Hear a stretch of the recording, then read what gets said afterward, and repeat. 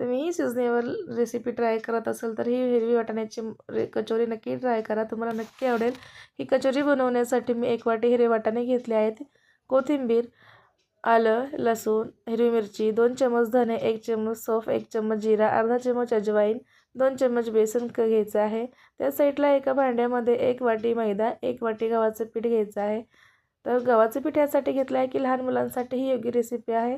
त्यामध्ये मी हेल्दी अजून छान गोष्टी ॲड करणार आहेत, त्यामुळे लहान मुलं आवडीने खातील आणि त्यांनाही काहीतरी वेगळं दिसतं। तर बघू शकता पिठामध्ये मी अर्धा चम्मच अजवाईन ॲड केला आहे, त्यामध्ये अर्धा चम्मच मीठ ॲड केलं आहे। तेलाचं मोहन करून त्यामध्ये छान प्रकारे पीठ मळून घ्यायचं आहे। आता हे पीठ मी 3 कलरमध्ये डिवायडेशन केलं आहे, पालक, बीटरूट आणि नॉर्मलमध्ये।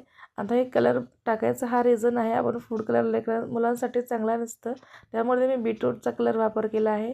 बघू शकता मी 3 भागामध्ये पीठ मळून घेतलं आहे आणि पिठाला आपण 10 मिनिटं रेस्ट द्यायचा आहे। पिठाला छान प्रकारे मळून 10 मिनिटं साईडला ठेवून द्यायचं आहे, जेणेकरून पीठ छान प्रकारे भिजलं जाईल। त्या साईडला मी एका मिक्सर जारमध्ये हिरवी मिरची, कोथिंबीर आणि हिरवे वाटाणे सगळं मिक्स करून वाटून घेणार आहे। जास्त मिक्सरला वाटून घ्यायचं, बारीक करून घ्यायचं नाही आहे, थोडंसं दाणेदारच ठेवायचं आहे। कढईमध्ये मी धने, जिरा, सौंफ, थोडीशी काळी मिरी छान प्रकारे रोस्ट करून घ्यायची आहे।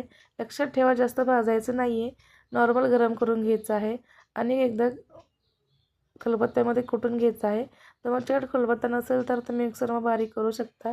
बघू शकता खलबत्त्यामध्ये छान प्रकारे रोस्ट करून घेणार आहे आणि त्या साईडला मी बेसनही गरम करून घेत आहे, जेणेकरून बेसनचा कच्चा पण कचोरीमध्ये लागला नाही पाहिजे म्हणून।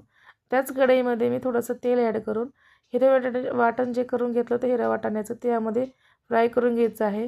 आणि जे आपण धने, हिरवे, सौंफ याची पावडर करून घेते त्यामध्ये ॲड करून घ्यायचं आहे।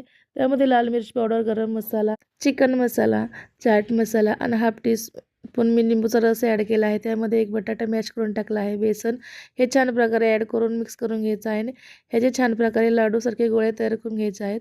त्यामध्ये मी पिठाचे गोळे करून घेतले होते। तर हे आपण जे पुरणपोळीसाठी डो बनवून घेतो तसं याचं पीठ आतमध्ये भरून घ्यायचं आहे आणि हाताने प्रेस करून असं नॉर्मल साईडला प्रेस करून घ्यायच्यात कचोरी साईडला ठेवून दिल्या आहेत। बघू शकता 3 कलरमध्ये मी कचोरी तयार केली आहे, तुम्ही नक्की ट्राय करा आणि सगळ्यांना शेअर करा।